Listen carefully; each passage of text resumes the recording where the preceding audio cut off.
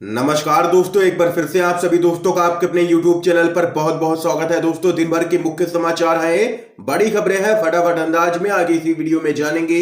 ये वो खबरें हैं जो गोदी मीडिया आप तक नहीं पहुंचाता है। तो वहीं दोस्तों, खबरों की तरफ चलने से पहले आप लोगों से छोटा सा निवेदन है कि अगर आप लोग भी जबरदस्त तरीके से किसानों के समर्थन में खड़े हैं तो अब इस वीडियो को लाइक कीजिएगा, चैनल को सब्सक्राइब करके बेल के आइकन को जरूर दबाइए दोस्तों, और कमेंट बॉक्स में किसानों के समर्थन में कमेंट जरूर कीजिएगा। जय जवान जय किसान। तो आइए दोस्तों, पहली बड़ी खबर की तरफ चलते हैं। पेगासस केस में केंद्र सरकार को बड़ा झटका लगा है। जवाब न मिलने पर सुप्रीम कोर्ट ने बना दी है जांच कमेटी। सीजीआई एनवी रमन्ना बोले, मूक दर्शक बन के नहीं बैठ सकते हैं हम। आप लोगों को दोस्तों बताते चले, पेगासस जासूसी मामले में जांच की मांग करने वाली याचिका पर सुप्रीम कोर्ट ने फैसला सुनाते हुए कहा है कि इस मामले में केंद्र सरकार के द्वारा कोई विशेष खंडन नहीं किया गया। इस प्रकार हमारे पास याचिकाकर्ता की दलीलों को प्रथम दृष्टया स्वीकार करने के अलावा कोई भी विकल्प नहीं है।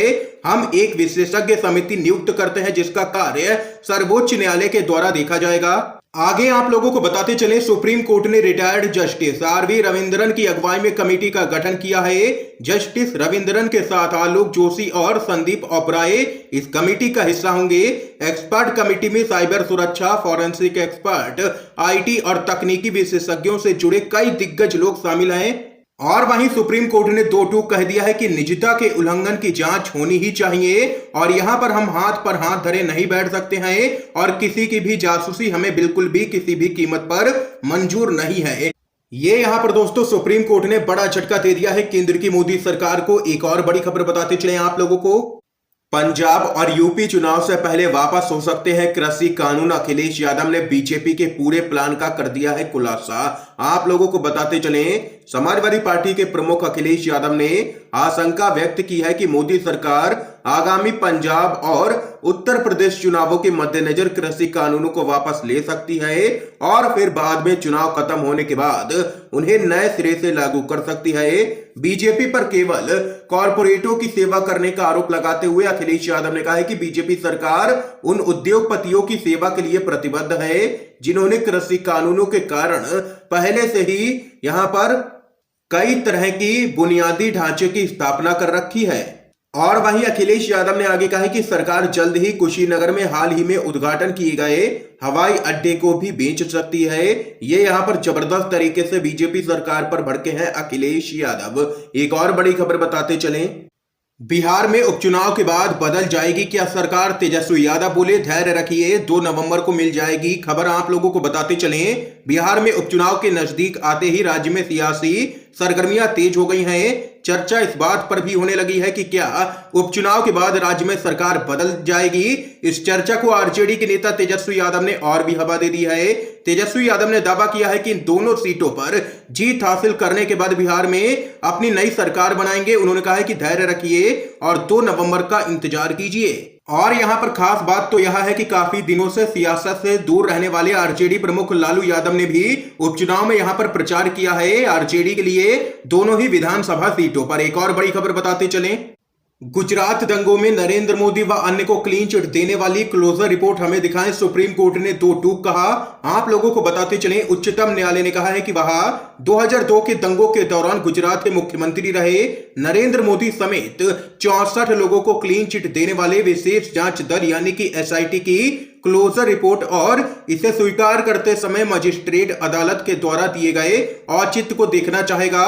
न्यायमूर्ति एएम खानविलकर, न्यायमूर्ति दिनेश महेश्वरी और न्यायमूर्ति सीटी रविकुमार की पीठ ने दिवंगत कांग्रेस नेता एहसान जाफरी की पत्नी जाकिया जाफरी की याचिका पर सुनवाई शुरू की है, जिसमें उनके वकील कपिल सिब्बल के माध्यम से एसआईटी की क्लीन चिट को चुनौती दी गई है। और वहीं सुप्रीम कोर्ट ने कहा है कि हमारा बड़ी हस्तियों से कोई भी लेना देना नहीं है, राजनीतिज्ञ कुछ भी नहीं है, हम कानून के मुताबिक काम करेंगे और जो भी दोषी होगा उसको सजा मिल करके ही रहेगी। ये यहां पर दो टूक कहना है सुप्रीम कोर्ट का। एक और बड़ी खबर बताते चलें, लखीमपुर खीरी हिंसा, फौगाट खाप की अगुवाई में किसान संगठनों ने केंद्रीय मंत्री की गिरफ्तारी को लेकर के सौंपा है ज्ञापन। आप लोगों को दोस्तों बताते चलें, लखीमपुर खीरी मामले में केंद्रीय मंत्री की गिरफ्तारी व सुप्रीम कोर्ट की निगरानी में जांच की मांग उठाते हुए संयुक्त किसान मोर्चा के निर्देश पर चरखी दादरी के रोज गार्डन में किसान आंदोलन को 11 महीने होने पर खापों की अगुवाई में किसान संगठन एकजुट हुए। खापों की अगुवाई में एकजुट हुए किसान संगठनों ने सड़कों पर उतर करके केंद्र सरकार के खिलाफ यहां पर रोष प्रदर्शन किया है और जबरदस्त नारे लगाए हैं। और इस दौरान किसान आंदोलन के अलावा जल भराव से बर्बाद फसलों का मुआवजा व डीएपी खाद की पूर्ति करने की भी मांग उठाई है। किसानों ने किसान संगठनों ने फोगाट खाप की अगुवाई में एसडीएम को राष्ट्रपति के नाम एक ज्ञापन सौंपा है। एक और बड़ी अपडेट की तरफ चलते हैं। सोनिया गांधी का मोदी सरकार पर जोरदार हमला, कहा गलत नीतियों के कारण कोरोना से गई है लाखों लोगों की जान। आप लोगों को बताते चलें, कांग्रेस अध्यक्ष सोनिया गांधी ने एक बार फिर केंद्र की मोदी सरकार पर हमला बोला है। एक अखबार में लिखे लेख में सोनिया गांधी ने स्वास्थ्य कर्मियों और लोगों को 100 करोड़ वैक्सीन डोज का आंकड़ा पार कर लेने पर बधाई दी है।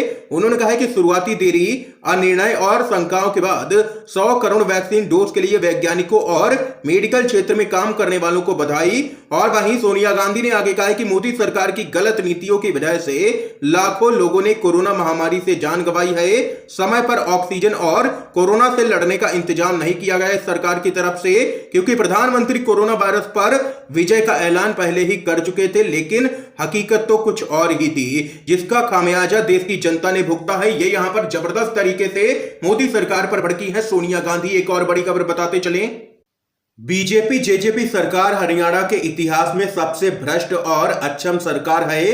राज्य को सभी मानकों पर पीछे ढकेला, भूपेंद्र हुड्डा का जोरदार हमला। आप लोगों को दोस्तों बताते चलें, हरियाणा के पूर्व मुख्यमंत्री भूपेंद्र सिंह हुड्डा ने राज्य की बीजेपी जेजेपी सरकार को राज्य के इतिहास में सबसे भ्रष्ट और सबसे नाकाम सरकार बताया है, क्योंकि इसने राज्य को विकास के मानकों पर पीछे ढकेल दिया है। गठबंधन सरकार के 7 साल पूरे होने पर मीडिया को संबोधित करते हुए कांग्रेस के वरिष्ठ नेताओं ने कहा कि गठबंधन सहयोगियों ने एक भी वादा पूरा नहीं किया है। पूर्व मुख्यमंत्री भूपेंद्र सिंह हुड्डा ने कहा है कि लोग महंगाई, बेरोजगारी, भ्रष्टाचार, अपराध, बिजली और पानी की कमी, धान और बाजरा की खरीद ना होने और सत्ताधारी दलों के नेताओं के द्वारा किए गए वादे पूरे ना किए जाने से परेशान और निराश हैं। और उन्होंने कहा है कि 7 साल का कार्यकाल असफलताओं से भरा हुआ है। ये यहां पर जोरदार हमला कांग्रेस पार्टी ने बोला है। एक और बड़ी खबर जान लेते हैं, पंजाब के पूर्व मुख्यमंत्री कैप्टन अमरिंदर सिंह ने किया है नई पार्टी का ऐलान, बीजेपी से गठबंधन पर नहीं खोले हैं पत्ते। आप लोगों को बताते चले, पंजाब के पूर्व मुख्यमंत्री कैप्टन अमरिंदर सिंह ने बड़ा ऐलान कर दिया है। अमरिंदर सिंह ने कहा है कि वह नई राजनीतिक पार्टी का गठन करने जा रहे हैं, जिसका नाम भी जल्द ही बता दिया जाएगा। और वहीं प्रेस कॉन्फ्रेंस में अमरिंदर सिंह ने सबसे पहले अपने कार्यकाल में हुए कामों की जानकारी दी है। हालांकि अभी अमरिंदर सिंह ने यह साफ नहीं किया है कि वह पंजाब चुनाव 2022 में बीजेपी या किसी और दल के साथ यहां पर गठबंधन करेंगे या नहीं। ये यहां पर दोस्तों इस समय की आज की सभी बड़ी खबरें थी जो हमने आप लोगों तक पहुंचाई हैं यू एंड वीडियो के माध्यम से। अगर आप लोगों को ये वीडियो पसंद आया हो तो इस वीडियो को लाइक कीजिएगा, ज्यादा से ज्यादा इस वीडियो को शेयर कीजिएगा, ताकि आप सभी के दोस्त भी इन खबरों को जान सकें। वीडियो देखने के लिए आप सभी दोस्तों का बहुत बहुत धन्यवाद। जय हिंद, जय भारत।